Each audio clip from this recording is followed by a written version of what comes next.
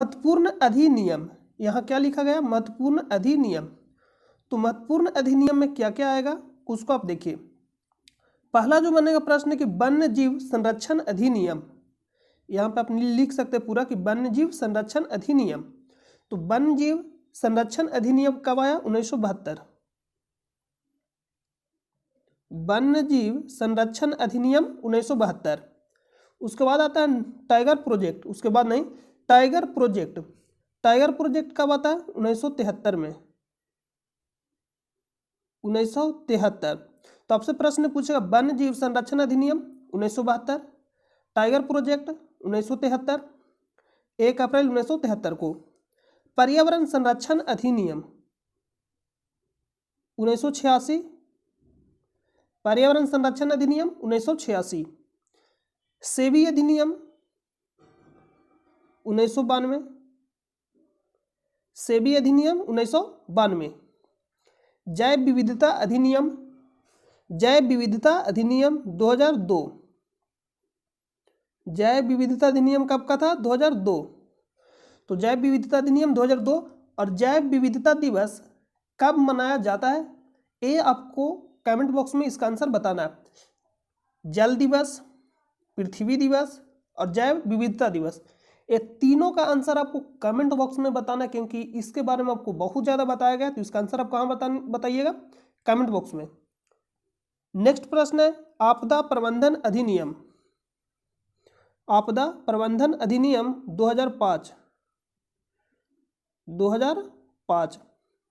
RTI, right to information, Hindi में यहाँ पे लिख लीजिएगा सूचना का अधिकार, सूचना का अधिकार। और इंग्लिश में क्या बोलेंगे? राइट टू इंफॉर्मेशन, सूचना का अधिकार अधिनियम कब का था? 2005, 2005। नेक्स्ट है एलिफेंट एक्ट, एलिफेंट एक्ट 1992। और 1992 में एक और अधिनियम बताया जो क्या था? सेबी अधिनियम। दोनों कब का? 1992। एलिफेंट एक्ट, सेबी अधिनियम। अगर आपसे पूछेगा एलिफेंट एक्ट 1992, सेबी अधिनियम 1992। नेक्स्ट है RTE, राइट टू एजुकेशन, शिक्षा का अधिकार।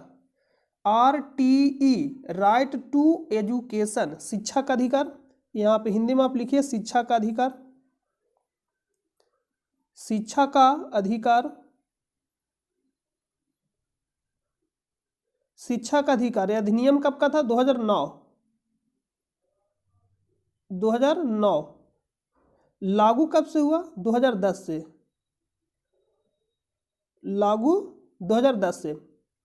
अगर अधिनियम पूछेगा शिक्षा का अधिकार, अधिनियम कब का था? 2009, लागू कब से हुआ? 2010 से। और शिक्षा का अधिकार मूल अधिकार में कब शामिल किया गया? मूल अधिकार में अनुच्छेद 21 के ए में है। 86वां संविधान संशोधन 2002 में शिक्षा को अधिकार को, यानी शिक्षा का अधिकार को मूल अधिकार में शामिल किया गया। कब? 86वां संविधान संशोधन 2002 में और अनुच्छेद 21 के ए में। और मूल कर्तव्य में भी इसको शामिल किया गया। कौन सा संशोधन था? तो संशोधन सेम था। यानी शिक्षा का अधिकार से रिलेटेड अगर आपसे प्रश्न पूछता कौन सा संशोधन था? 86वां संशोधन। कब हुआ? 2002 में। नेक्स्ट है उपभोक्ता संरक्षण, उपभोक्ता संरक्षण अधिनियम पूछेगा 1999, सॉरी 2019, 1999 बोल दिया अभी ना, नोट कर लीजिएगा 2019। उपभोक्ता संरक्षण अधिनियम 2019, उपभोक्ता संरक्षण अधिनियम 2019 लागू कब से हुआ? 2020 से। छोटा डेट 22 जुलाई 2020 से लागू हुआ। महामारी रोग अधिनियम मोस्ट इंपोर्टेंट है। क्यों? क्योंकि अभी कोरोना वायरस चल रहा है। तो कोरोना वायरस चल रहा है तो इससे रिलेटेड पूछा जाएगा। महामारी रोग एक्ट, महामारी रोग अधिनियम कब का? 1897, 1897। तो ये रहा। नमस्कार दोस्तों, जैसा कि आप जान रहे हैं कि हम लोग डेली एनटीपीसी में पूछे गए प्रश्नों का एनालिसिस करते हैं, तो आप सभी का तहे दिल से स्वागत है। अपने पास नोटबुक और पेन लेकर तैयार हो जाइए। आज का वीडियो शुरू करते हैं। तो आज का वीडियो बहुत ही महत्वपूर्ण होने वाला है, तो आप वीडियो को स्किप नहीं करिएगा, वीडियो को पूरा कंप्लीट देखिएगा। और चैनल पे पहली बार विजिट कर रहे हैं तो आप वीडियो को पूरा कंप्लीट देखिएगा और वीडियो को लास्ट में अपना फीडबैक दीजिएगा कि वीडियो आपको कैसा लगा। और इसका PDF आपको टेलीग्राम चैनल पर प्रोवाइड कर दिया जाता है, जिसका लिंक आपको वीडियो के डिस्क्रिप्शन में मिलेगा, या आपको टेलीग्राम चैनल पर जाकर सर्च करना है स्टडी लिंक PDF, वहाँ से भी जाकर आप ज्वाइन कर सकते हैं। तो आप टेलीग्राम चैनल से जाकर ज्वाइन कर लीजिएगा, क्योंकि जो भी वर्तमान में एग्जाम होता है उसका ऑफिशियल पेपर प्रोवाइड किया जाता है। और आपको प्रैक्टिस करने के लिए इससे रिलेटेड यानी इससे रिलेटेड जो भी प्रश्न पूछा जा सकता है वहाँ आपको प्रोवाइड किया जाता है। तो आइए हम सीधा वीडियो को शुरू करते हैं। आज का जो पहला प्रश्न है कि निम्नलिखित में से किससे भारत के स्वतंत्रता आंदोलन के दौरान चरमपंथी नेता के रूप में जाना जाता है।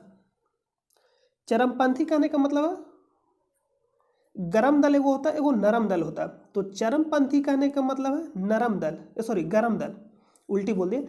चरमपंथी कहने का मतलब है गरम दल। एक होता है उदारवादी, उदारवादी कहने का मतलब हो गया नरम दल, और चरमपंथी कहने का मतलब गरम दल, गरम दल। तो गरम दल में कौन कौन शामिल थे, तो 3 आपको नाम याद रखना, लाल बाल पाल। किस तरह से याद रखना, लाल बाल पाल। देखिए हम यहाँ पे लिख दे रहे हैं लाल बाल पाल। इतना तो आप खुद से भी नोट कर सकते हैं, क्योंकि आप जनरल क्लास का स्टूडेंट है तो इतना तो आप कर ही सकते हैं, क्योंकि ये सब काम रहता है बच्चों को लिखाना। तो लाल बाल पाल, तो पाल पहले लिखा गया, कोई दिक्कत नहीं है, लाल बाल पाल। लेकिन आप सीरियल वाइज में लिखेगा इसको तो बहुत ही अच्छा रहेगा, क्योंकि याद करने में आसानी होगा। सीरियल वाइज नहीं है क्योंकि बोलने में आसानी होता है, लाल बाल पाल हम लोग सीधा बोल देते हैं, तो उसी क्रम में लिखेंगे भी लाल बाल पाल। तो ला से लाला लाजपत राय, लाला लाजपत राय। बाल से हो जाएगा बाल गंगाधर तिलक, जो यहाँ पे दिया गया है, आप नोट करते जाइएगा। पास हो जाएगा, पाल से हो जाएगा बिपिन चंद्र पाल। तो बिपिन चंद्र पाल, तो यहाँ प्रश्न ने पूछा चरमपंथी नेता के रूप में जाना जाता था, तो ऑप्शन में दिया गया लाला लाजपत राय, नहीं दिया गया। बाल गंगाधर तिलक दिया गया, option number D. Bipin Chandra Pal नहीं दिया गया, यानी तीनों ऑप्शन में से कोई भी रह सकता है, तो ऑप्शन नंबर डी राइट हो जाएगा, ऑप्शन नंबर डी राइट हो जाएगा। WC बनर्जी भारतीय राष्ट्रीय कांग्रेस की, यानी भारतीय राष्ट्रीय कांग्रेस के पहले अध्यक्ष। WC बनर्जी भारतीय राष्ट्रीय कांग्रेस के पहले अध्यक्ष। भारतीय राष्ट्रीय कांग्रेस का स्थापना कब हुआ, 1885 में। किसने किया, A.O. ह्यूम। पहले अध्यक्ष WC बनर्जी, उमेश चंद्र बनर्जी। गोपाल कृष्ण गोखले महात्मा गांधी के राजनीतिक गुरु। महात्मा गांधी के राजनीतिक गुरु कौन थे, Gopal Krishna Gokhale. Servant of India 1905 में, सर्वेंट ऑफ इंडिया 1905 में स्थापना कौन की है, Gopal Krishna Gokhale. Servant of India 1905 में, ये प्रश्न आपसे पूछा जाएगा। सुरेंद्र नाथ बनर्जी पहले ICS, जो हम लोग आज बोलते हैं IAS, उसी को पहले क्या नाम था, ICS इंडियन सिविल सर्विस। पहले ICS कौन थे, सुरेंद्र नाथ बनर्जी। पहले ICS यानी पास करने वाले कौन थे, सुरेंद्र नाथ बनर्जी। और आपसे इससे रिलेटेड प्रश्न पूछा जाता है, सिविल सेवा का जनक किसे कहा जाता है, लॉर्ड कॉर्नवालिस को। अस्थायी बंदोबस्ती किसने लागू किया, लॉर्ड कॉर्नवालिस। कब लागू किया था, 1793 में। और जो भी आपको नोट पॉइंट हम बोलते हैं उसको आप नोट डाउन जरूर करिए, क्योंकि इसका मोस्ट इंपॉर्टेंट है, बहुत ज्यादा प्रश्न पूछा जाता है। तो सिविल सेवा का जनक किससे कहा जाता है, लॉर्ड कॉर्नवालिस को। अस्थायी बंदोबस्ती लागू किसने किया, लॉर्ड कॉर्नवालिस, 1793 में। सिविल सेवा को यानी प्रतियोगात्मक, यानी उसको प्रतियोगी किसने बनाया, तो डलहौजी। ये प्रश्न पूछा जाए, जो अभी प्रतियोगिता होता है तो उसको प्रतियोगात्मक किसने बनाया, तो डलहौजी ने बनाया था। तो ये प्रश्न आपको याद रहेगा। अगला प्रश्न पे चलते हैं। हड़प नीति किसने लागू किया, डलहौजी। पहली बार ट्रेन किसके समय चला था, डलहौजी के समय। ट्रेन सेवा, रेल सेवा, यानी अधिकतर जो सेवा शुरू हुआ था डलहौजी के समय। वर्तमान में इनमें से किस देश में अधिकतम संख्या में नाभिकीय रिएक्टर संचालित है। वर्तमान में इनमें से किस देश में अधिकतम संख्या में नाभिकीय रिएक्टर संचालित है, United State. Option number C, option number C, United State America, USA, जिसको क्या बोलते हैं, USA, USA। तो इसका right answer option number C. और भारत में तारापुर, देखिए यहाँ पे नोट करिए, भारत यानी फर्स्ट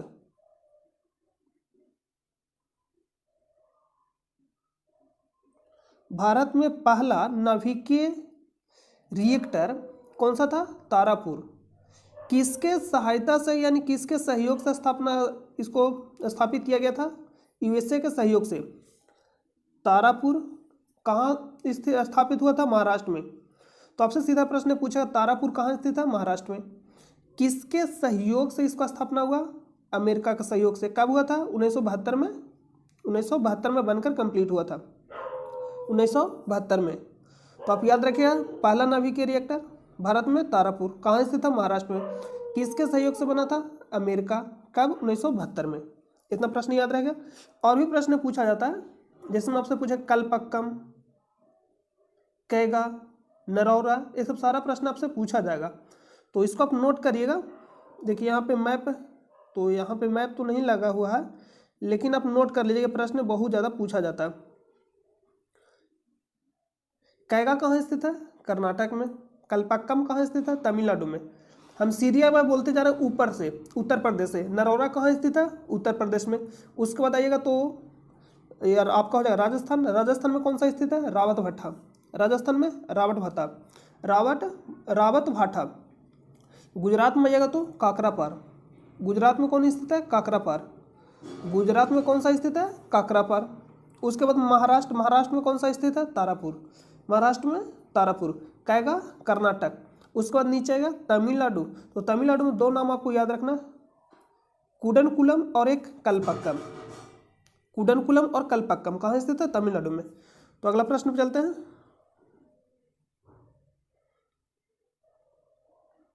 नेक्स्ट है कि कालिदास द्वारा लिखे गए नाटक अभिज्ञान शाकुंतलम। तो आपसे सीधा प्रश्न पूछा जाएगा कि अभिज्ञान शाकुंतलम किसके द्वारा लिखा गया? कालिदास के द्वारा, मेघदूत कालिदास के द्वारा, मलविका अग्निमित्रम कालिदास के द्वारा। तीनों पुस्तक यानी नाटक नोट कर लीजिएगा। देखिए, अभिज्ञान शाकुंतलम, मेघदूत, मलविका अग्निमित्रम कालिदास के द्वारा लिखा गया था। तो लिख रहा है यहाँ के में शकुंतला का पुत्र कौन था? अभिज्ञान शाकुंतलम में शकुंतला का पुत्र कौन था? तो भरत। Option number A. ये बहुत ही ज़्यादा डीप में प्रश्न पूछा गया, लेकिन आपसे सीधा प्रश्न पूछेगा कि अभिज्ञान शाकुंतलम का रचना किसने किया? ये किसके द्वारा लिखा गया? कालिदास। मेघदूत कालिदास, मलविका अग्निमित्रम कालिदास। तो ऑप्शन नंबर ए राइट हो जाएगा। नेक्स्ट प्रश्न है कि वायुमंडल में मौजूद इनमें से कौन सी गैस का उपयोग दहन, श्वसन, नाइट्रोजन के ऑक्साइड के निर्माण नामक तीनों प्रक्रियाओं में किया जाता है? ऑक्सीजन। बिना ऑक्सीजन के नहीं तो दहन होगा, नहीं तो श्वसन, यानी ऑक्सीजन है तो ही दहन हो सकता है, श्वसन। नाइट्रोजन के ऑक्साइड निर्माण नामक तीनों यानी प्रक्रियाओं में किया जाता है oxygen. Option number B. Carbon, जिसको किससे सूचित करते हैं? सी से। सबसे लंबा चेन कौन बनाता है? कार्बन। सबसे लंबा श्रृंखला कार्बन। कार्बन के अप्रूव कौन कौन है? ग्रेफाइड, हीरा, ग्रेफिन। जो ग्रेफिन होता क्या? What is Graafian? ग्रेफिन क्या है? तो ग्रेफिन जो आप देखते हैं मोबाइल के जो टच हो गया, जो भी टच है, जैसे में हो गया डिस्प्ले जो टच हम लोग करते हैं, तो उस पर किसका रहता है? ग्रेफिन का बना होता है। जो टच आप देखते हैं मोबाइल का जो टच रहता है वो किससे बना होता है? ग्रेफिन का। किससे बना होता है? ग्रेफिन का। अब याद रखिएगा ग्रेफिन का बना होता है। हाइड्रोजन सबसे ज्वलनशील हाइड्रोजन और सबसे अधिक ऊष्मा भी देता है हाइड्रोजन। हीलियम He2 एक ऐसा अकीरीय गैस में आता है हीलियम। अगला प्रश्न चलते हैं। और एक कौन सा वर्ग में है? तो वर्ग एक कौन सा वर्ग में है हीलियम? कमेंट करके बताइएगा। ये सब सारा आपको कंप्लीट करा दिया गया है। नेक्स्ट है कि विश्व विरासत स्थल के रूप में प्रसिद्ध अजंता की गुफा निम्नलिखित में से किस स्थान पर स्थित है? तो जब भी हम प्रश्न आपको बताते थे, ये जो चार्ट आप अगर आप डेली रेगुलर वीडियो देखते होंगे तो आपको याद आ रहा होगा कि जब भी हम इसको बताते थे तो कंप्लीट बताते थे कि नाम आप याद रखिए, सीधा आपसे प्रश्न पूछा जाएगा और ज़्यादातर प्रश्न यहाँ से पूछा जाएगा। खजुराहो का स्मारक कहाँ स्थित है? एमपी में। भीमबेटका शैलाश्रय कहाँ स्थित है? एमपी में। भीमबेटका से रिलेटेड यूपीएससी में प्रश्न पूछा गया था कि पहला चित्रकारी कहाँ से मिला? भीमबेटका से। भीमबेटका कहाँ स्थित है? एमपी में। लेकिन एमपी पीसीएस में ये प्रश्न पूछा गया था, क्योंकि एमपी पीसीएस का प्रश्न है तो ये तो सीधा प्रश्न पूछेगा नहीं कि भीमबेटका कहाँ स्थित है। तो भीमबेटका पूछा गया कि भीमबेटका मध्य प्रदेश के किस जिला में स्थित है? रायसेन जिला में। किस पर्वत पे? विंध्याचल पर्वत, याद रखिए विंध्याचल पर्वत के भी नाम भी देता है कभी कभी। किस नदी? नर्मदा नदी। सांची का स्तूप कहाँ स्थित है? भीमबेटका में। और यहाँ पूछा जाएगा अजंता की गुफाएं, एलोरा की गुफाएं, एलिफेंटा की गुफाएं और छत्रपति शिवाजी टर्मिनल, ये चारों कहाँ स्थित है? महाराष्ट्र में। चारों कहाँ स्थित है? महाराष्ट्र में। एक औरंगाबाद बिहार में भी है, बिहार का एक जिला है औरंगाबाद, लेकिन बिहार का औरंगाबाद उसके बारे में यहाँ बात नहीं किया जा रहा है, एक किसके बारे में बात कर रहा है? महाराष्ट्र वाला। तो प्रसिद्ध अजंता की गुफाएं निम्नलिखित में से किस स्थान पर स्थित है? औरंगाबाद में, महाराष्ट्र के औरंगाबाद में। ऑप्शन नंबर सी। नासिक किस लिए प्रसिद्ध है? सेब संतरे के लिए प्रसिद्ध है नासिक। तो इसको आप एक बार कंप्लीट याद कर लीजिए, क्योंकि मोस्ट इंपॉर्टेंट है। देखिए सूर्य मंदिर से भी रिलेटेड बहुत ज़्यादा प्रश्न पूछा जाता है। सूर्य मंदिर कहाँ स्थित है? उड़ीसा के कोणार्क में। सूर्य मंदिर कहाँ स्थित है? उड़ीसा के कोणार्क में। इसको बनाया किसने? गंगवंश के राजा नरसिंहदेव प्रथम। गंगवंश के राजा नरसिंहदेव फर्स्ट के द्वारा बनाया गया था सूर्य मंदिर, और इसको ब्लैक पगोड़ा के नाम से भी जाना जाता है। सुंदरवन राष्ट्रीय उद्यान कहाँ स्थित है? पश्चिम बंगाल में। बोधगया कहाँ स्थित है? गया में स्थित है। नालंदा कहाँ स्थित है? बिहार में स्थित है। और कंचनजंगा कहाँ स्थित है? सिक्किम में। मानस वन्यजीव अभयारण्य कहाँ स्थित है? असम में। काजीरंगा राष्ट्रीय उद्यान असम में। ये सब नाम जो याद रख, क्यों? क्योंकि ये सब यूनेस्को में शामिल है, तो इसलिए इम्पोर्टेंट हो जाता है। क्यों? क्योंकि यूनेस्को में शामिल है तो इसलिए इम्पोर्टेंट हो जाता है। तो हाल ही में भारत का 40वां स्थान कौन सा शामिल हुआ? धौलावीरा।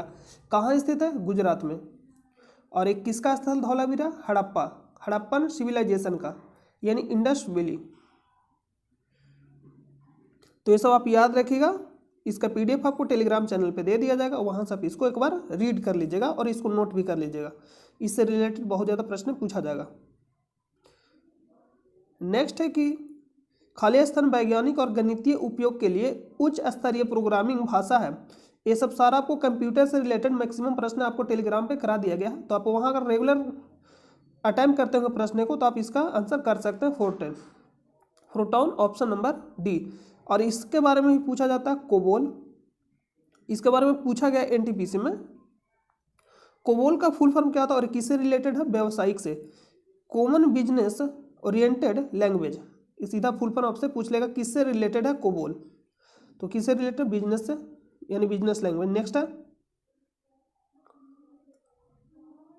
निम्नलिखित में से कौन सा तत्व एक बहुमुखी तत्व है जो सभी सजीवों और हमारे द्वारा उपयोग किए जाने वाली कई चीजों का आधार बनता है या बनाता है? कार्बन। अभी तुरंत बताएं, सबसे लंबा चेन कौन बनाता है? कार्बन। सबसे लंबा श्रृंखला कार्बन। इन सबसे पृथ्वी पर ज्यादा पाया जाने वाला कौन सा? कार्बन।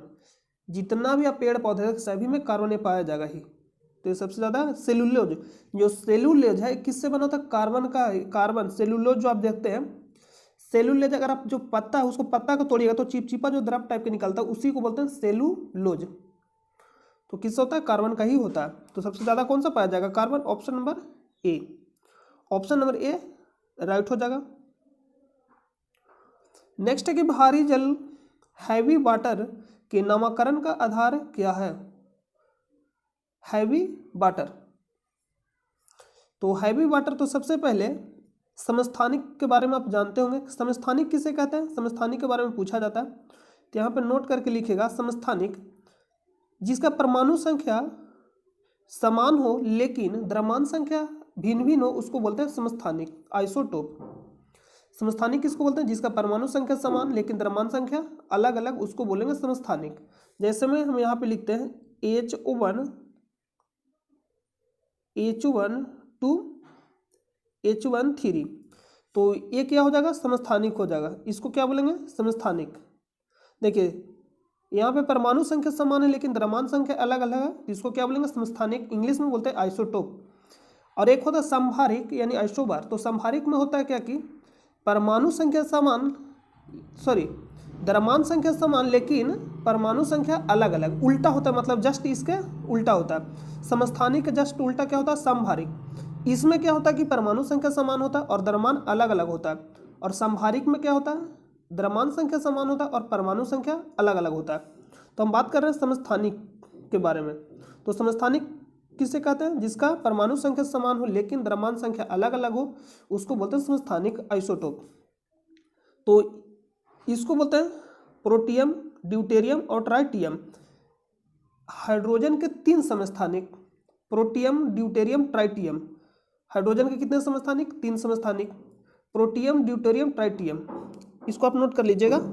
यहाँ पे हम लोग ये भी लिख सकते हैं, पी भी यहाँ पे लिख सकते हैं, प्रोटियम को ड्यूटेरियम को डी से भी सूचित कर सकता है और इसको टी भी लिख देता है।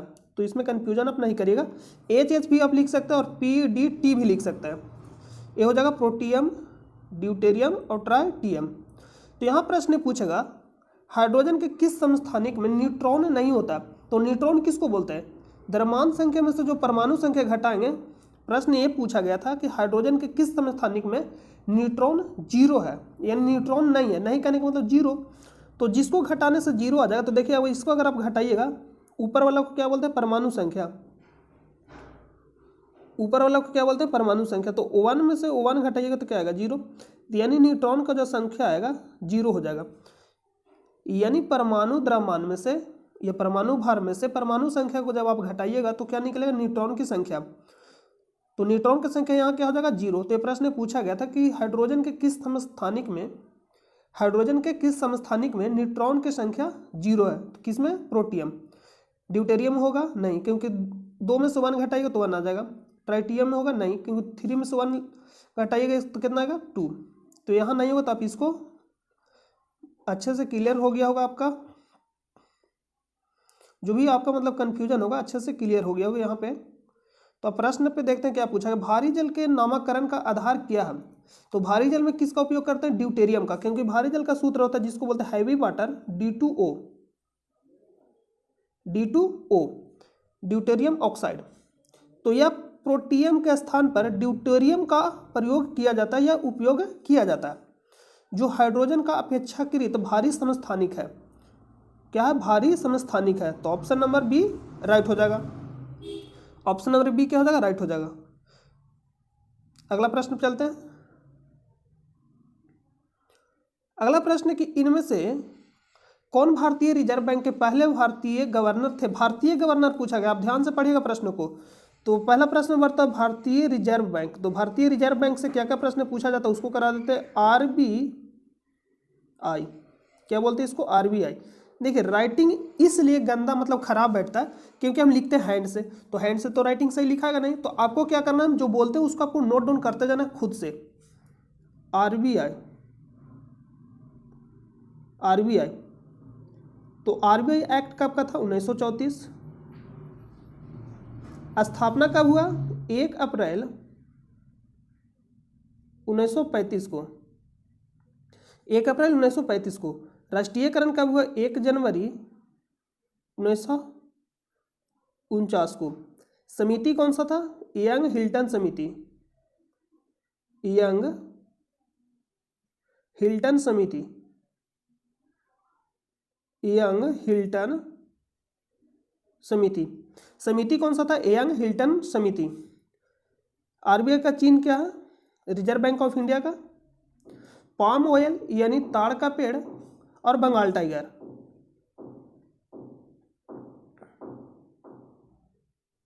ताड़ का पेड़ और बंगाल टाइगर। बंगाल टाइगर। तो इसको आप नोट कर लीजिएगा। तो यहां पर प्रश्न पूछेगा पहले भारतीय गवर्नर। तो पहले भारतीय गवर्नर कौन थे? CD देशमुख। पहले भारतीय गवर्नर CD देशमुख। लेकिन प्रश्न यही पूछा जाएगा RBI के पहले गवर्नर, यानी भारतीय नहीं लगाया, तो आंसर क्या हो जाएगा? चेंज हो जाएगा, स्मिथ।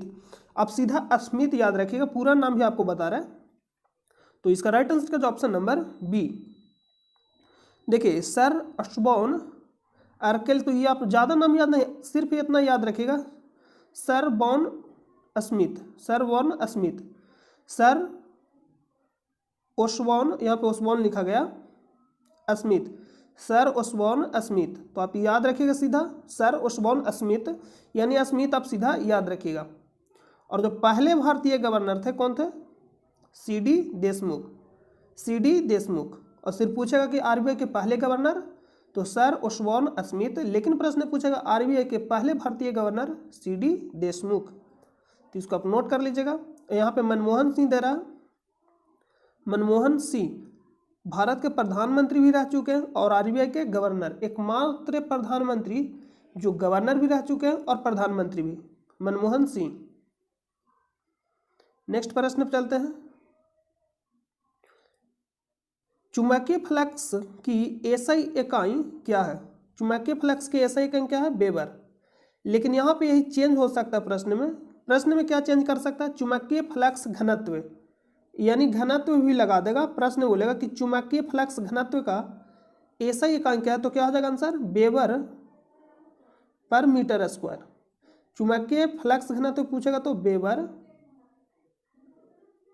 पर मीटर स्क्वायर, चुंबकीय फ्लक्स घनत्व। लेकिन सिर्फ पूछेगा चुंबकीय फ्लक्स था वेबर। पास्कल किसका मात्रक है? दाब। लेकिन दाब पूछागा नहीं, सीधा आपसे पास्कल नहीं पूछेगा, पूछेगा दाब का मात्रक है, तो पास्कल नहीं देगा, तो देगा क्या? दाब किसको बोलते हैं? प्रति एकांक क्षेत्रफल पर लगने वाले बल को क्या बोलते हैं? दाब बोलते हैं, यानी न्यूटन मीटर स्क्वायर। पास्कल को ही क्या बोलेंगे? Newton metre square. हेनरी स्वप्रेरण, हेनरी किसका मात्रक है? स्वप्रेरण। फ्राइडे बराबर पूछता कि एक फ्राइडे बराबर कितना होता है। देखिए हम वही बताते जो एग्जाम में पूछा जाता है, क्योंकि पढ़ना तो बहुत कुछ है, लेकिन यहाँ क्या करना? सिलेक्शन लेना। तो आप अगर पढ़ना ज़्यादा ज्ञान लेना है और आपको महान बनना है, तो महान बनने के चक्कर में यहाँ पे सिलेक्शन नहीं हो पाएगा। आपको उतना ही पढ़ना है जितना से सिलेक्शन हो जाए। जैसे मान लीजिए आर्टिकल अगर आप पूरा याद कर लिए, जैसे राष्ट्रीय वन्य जीव अभ्यारण्य पूरा 700-800 सब याद कर लिए, तो क्या होगा? कुछ नहीं हो। जो मान लीजिए पूरा याद कर लिया है, उस समय लिए सिर्फ उसी पे है, उसका सिलेक्शन नहीं होने वाला। अगर आप पूरा याद कर लिए तो पूरा याद करने से आपका सिलेक्शन थोड़ी हो जाए। एक चीज़ नहीं पढ़ना आपको सारा चीज़ पढ़ना है।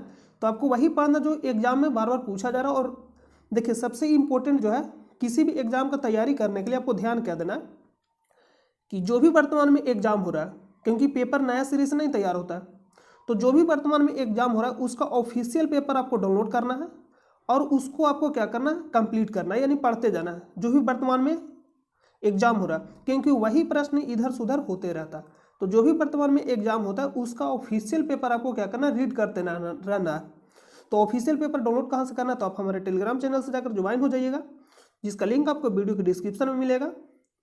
या आप टेलीग्राम चैनल पर जाकर सर्च करिए स्टडी लिंक PDF, वहाँ से भी जाकर आप डाउनलोड उसे कर सकते हैं। तो हम क्या बता रहे थे? फ्राइड, यानी एक फ्राइड बराबर क्या होता है? 96,500 कूलाम। यहाँ पे कूलाम लिखना बहुत जरूरी है। एक फ्राइड बराबर कितना होता है? 96,500 कूलाम। 96,500 कूलाम आप भी इसी तरह से याद रखिएगा। तो इसका राइट आंसर जो ऑप्शन नंबर डी। अगला प्रश्न पे चलते हैं। अगर समझ में आया तो वीडियो, यानी आप अगर चैनल पे पहली बार आए तो चैनल को आप सब्सक्राइब कर लीजिए, और शेयर करने का भी ऑप्शन होता है, आप अपने दोस्तों पर शेयर भी कर दीजिए। अगला प्रश्न पे चलते हैं। भगवत गीता का सर्वप्रथम अंग्रेजी अनुवाद किसके द्वारा किया गया था? Charles Wilkins. ये सीधा प्रश्न पूछा जाता है, सब सारा आपको टेलीग्राम चैनल पे कराया जाता है, यानी इससे रिलेटेड जो भी प्रश्न पूछा जाता है आपको वहाँ प्रोवाइड किया जाता है। Charles Wilkins. विलियम जोन्स 1784 में Bengal Asiatic Society of India. William Jones 1784 में Bengal Asiatic Society of India का स्थापना कौन किया? विलियम जोन्स 1784 में। तो इसका right answer option number B. Lucknow में 1857 के विद्रोह का नेतृत्व किसने किया था? बेगम हजरत महल। तात्या टोपे कानपुर से, तात्या टोपे कानपुर से। वीर सावरकर कहीं से भी शामिल नहीं थे।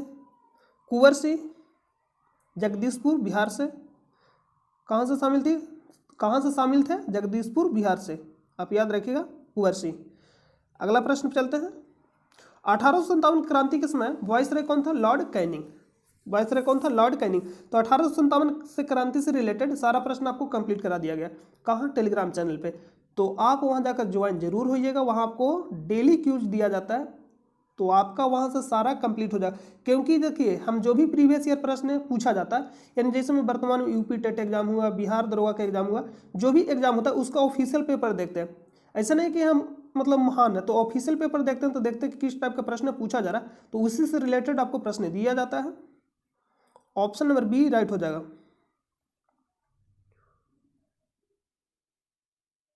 नेक्स्ट है कि भारत के मुख्य चुनाव आयुक्त का कार्यकाल कितना होता है?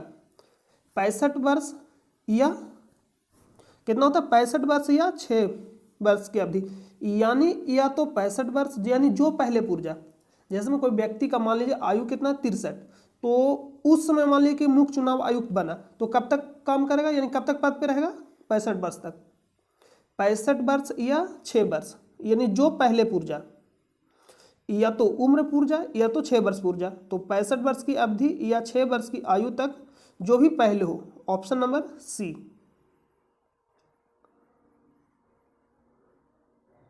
नेक्स्ट है कि सवेज नहर जो वाणिज्य के लिए अत्यंत महत्वपूर्ण है, निम्नलिखित में से किस देश में बनाई गई थी?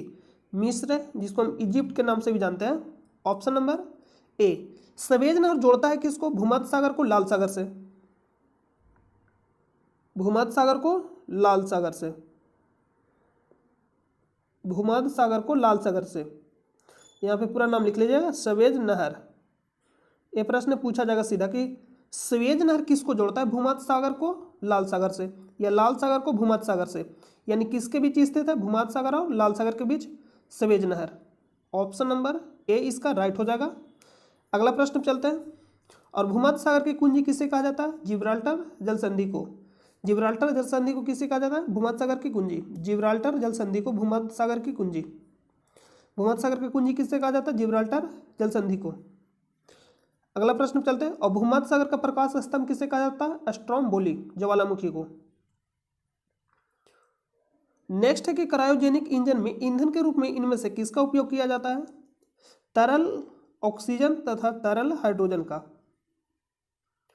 किसका उपयोग किया जाता है? तरल ऑक्सीजन और तरल हाइड्रोजन का। तरल का मतलब क्या होता है? द्रव और गैस दोनों का मिश्रण हो।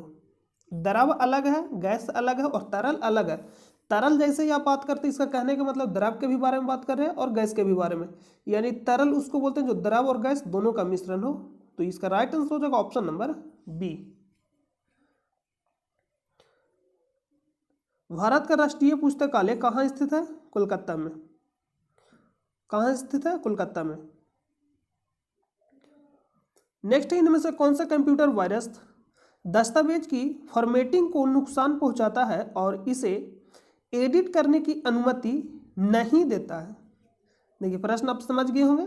प्रश्न ये पूछ रहा है कि निम्न में से कौन सा कंप्यूटर वायरस दस्तावेज की फॉर्मेटिंग को नुकसान पहुंचाता है और इसे एडिट करने की अनुमति नहीं देता है? नाम क्या है? Micro virus. Micro virus.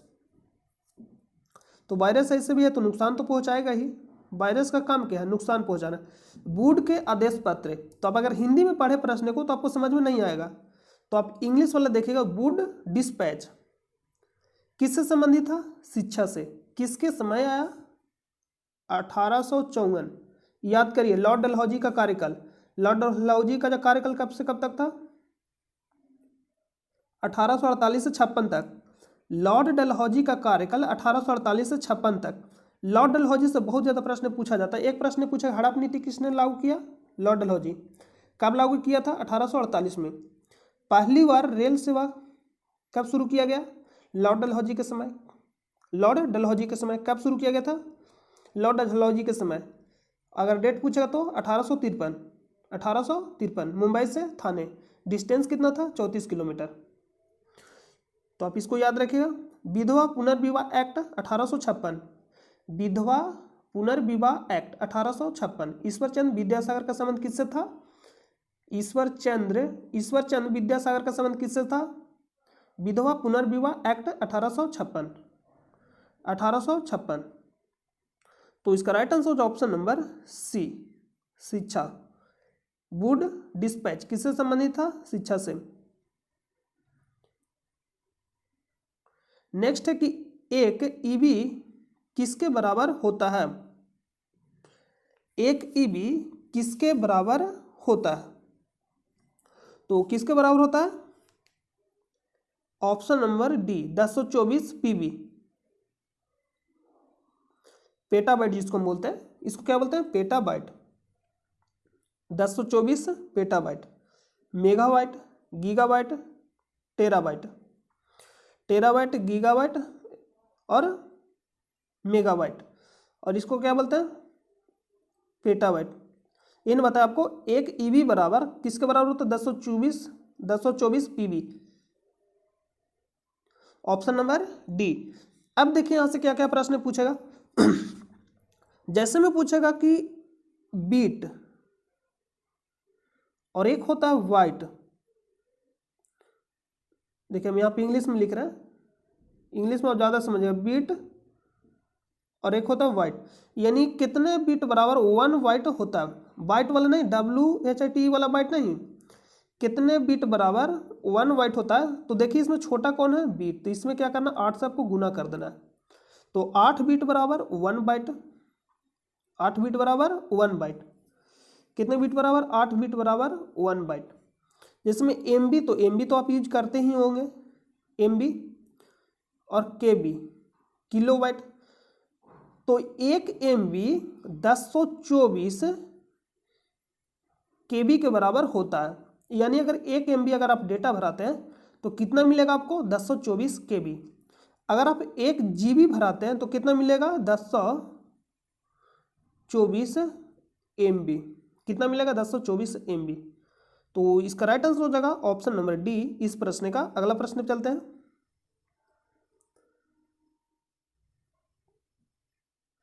Next है कि UNO के पहले महासचिव कौन थे जो अफ्रीका महाद्वीप से संबंधित थे?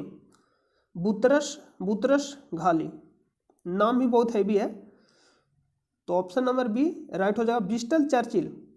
यहाँ से प्रश्न ये पूछेगा कि द्वितीय विश्व युद्ध के समय इंग्लैंड के प्रधानमंत्री कौन था? द्वितीय विश्व युद्ध के समय इंग्लैंड के प्रधानमंत्री कौन था? Winston Churchill, Winston Churchill. अगला प्रश्न चलते हैं। नेक्स्ट के निम्न में से कौन सी उन तीनों नदियों में से एक नहीं है? प्रश्न क्या पूछ रहा है?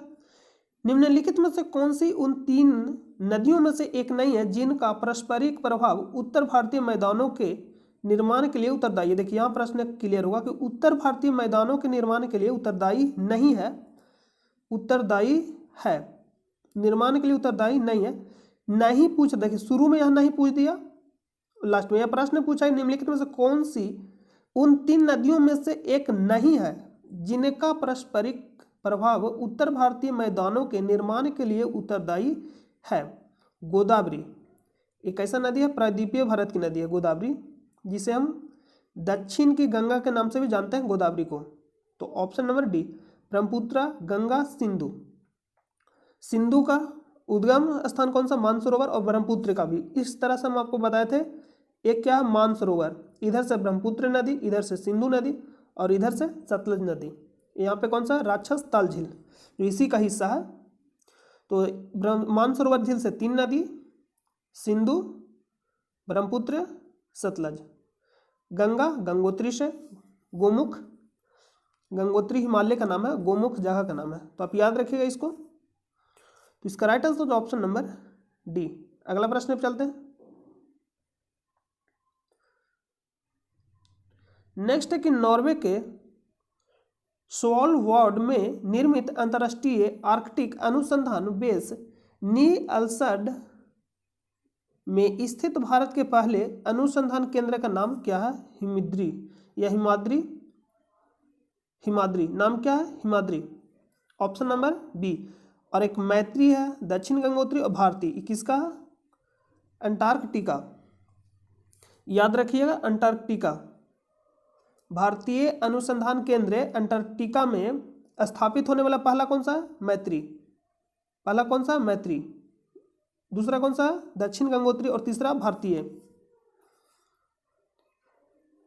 पहला कौन सा? मैत्री। इसको आप एक बार चेक कर लीजिएगा। देखिए यहाँ पे, देखिए तीसरा कौन सा है? भारतीय, दक्षिण गंगोत्री, मैत्री।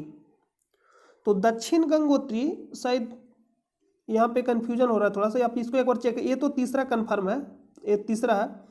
दक्षिण गंगोत्री और मैत्री को एक बार आप चेक कर लीजिएगा। देखिए अंटार्कटिका में स्थित भारतीय अनुसंधान केंद्र, आपसे सीधा प्रश्न पूछेगा अंटार्कटिका में स्थित भारतीय अनुसंधान केंद्र कौन सा नहीं है, तो है कौन कौन, मैत्री है, दक्षिण गंगोत्री और भारती। पहला भी आपसे पूछा जाता तो पहला मैत्री होना चाहिए और दूसरा गंगोत्री। तो आप इसको एक बार चेक कर लीजिएगा यहाँ पे कि पहला कौन सा और दूसरा कौन सा, तीसरा कौन सा, भारती, तीसरा कौन सा, भारती, कौन सा, भारती। कहाँ स्थित है, अंटार्कटिका में, भारत का अंतरिक्ष अनुसंधान केंद्र। अगला प्रश्न पे चलते हैं। प्रोटोप्लाज्मा शब्द किसने गढ़ा, जोहान, आप पूरा नाम याद नहीं रखे, आप सिर्फ याद रखिएगा पुरकिंजे। क्या याद रखिएगा, पुरकिंजे। तो ऑप्शन नंबर बी राइट हो जाएगा। चार्ल्स डार्विन, विकासवाद का सिद्धांत किसने दिया, Charles Darwin, Charles Darwin. Robert Hooke, तो हुक तो क्या हो जाएगा, कोशिका खोज किसने किया, रॉबर्ट हुक, कोशिका खोज किसने किया, रॉबर्ट हुक। जी जे मेंडल, अनुवांशिकी का पिता, अनुवांशिकी का पिता किससे कहा जाता है, ग्रेगर जॉन मेंडल को। तो आप इतना याद रखिएगा। अगला प्रश्न पे चलते हैं। तो अगला प्रश्न सारा कंप्लीट हो गया। तो उम्मीद करते हैं कि आपको वीडियो पसंद आया होगा, और चैनल पे पहली बार आ रहे हैं तो वीडियो अगर पसंद आया तो चैनल को आप सब्सक्राइब कर लीजिए और अपने दोस्तों पास भी इसे शेयर कर दीजिए। इसका पीडीएफ आपको टेलीग्राम चैनल पे प्रोवाइड कर दिया जाता है, जिसका लिंक आपको वीडियो के डिस्क्रिप्शन में मिलेगा, या आप टेलीग्राम चैनल पर जाकर सर्च करिए स्टडी लिंक पीडीएफ, वहाँ से भी जाकर इस पीडीएफ को डाउनलोड कर सकते हैं। तो वहाँ जाकर आप जरूर ज्वाइन हो जाइए, क्योंकि वहाँ आप सिर्फ पीडीएफ ही नहीं डाउनलोड कर सकते, जो ही वर्तमान में एग्जाम होता है उसका ऑफिशियल पेपर, और आपको प्रैक्टिस करने के लिए प्रश्न भी दिया जाता है इससे रिलेटेड। तो हम उम्मीद करते हैं कि आपको वीडियो पसंद आया होगा। Thanks for watching the video. जब तक के लिए अपना ख्याल रखिए। जय हिंद।